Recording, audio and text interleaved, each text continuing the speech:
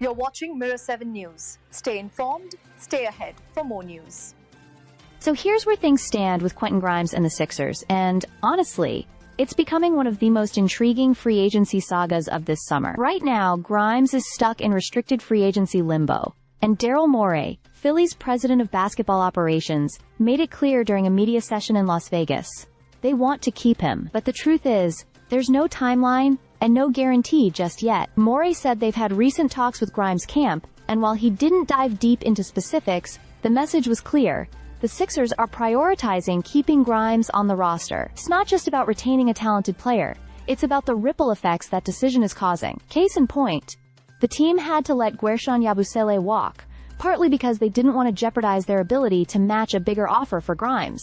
Yabusele went on to sign with the Knicks, leaving behind a solid run in Philly, where he quickly became a fan favorite. But it's Grimes who arguably has the higher ceiling. Since being traded to Philadelphia at the deadline, he's been electric, putting up nearly 22 points per game in just 28 appearances. He brings rim pressure, versatility, and offensive spark.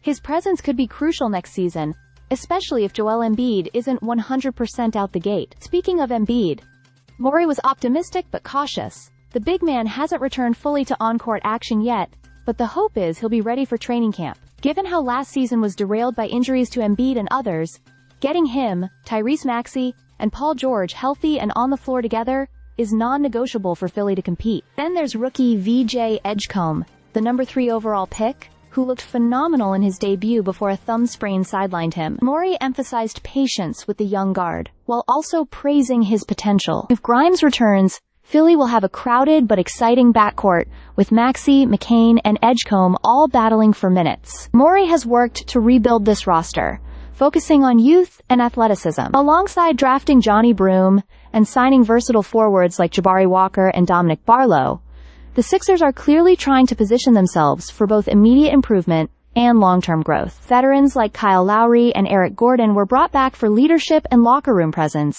A subtle but meaningful move when you've got so many young players stepping into bigger roles. Now the Eastern Conference looks more open than it has in years. Injuries to stars like Jason Tatum and Tyrese Halliburton have created a vacuum at the top, and Morey sees an opportunity. He didn't shy away from stating the obvious. The Sixers have to prove they belong in that top tier. But if Embiid stays healthy, George bounces back, Maxey keeps growing, and Grimes comes back on board, this team could surprise a lot of people. Still, it all hinges on one key decision: getting that Quentin Grimes deal across the finish line. Because if they do, and if this roster gels, the Sixers might finally turn all that potential into something real. Stay subscribed for more videos.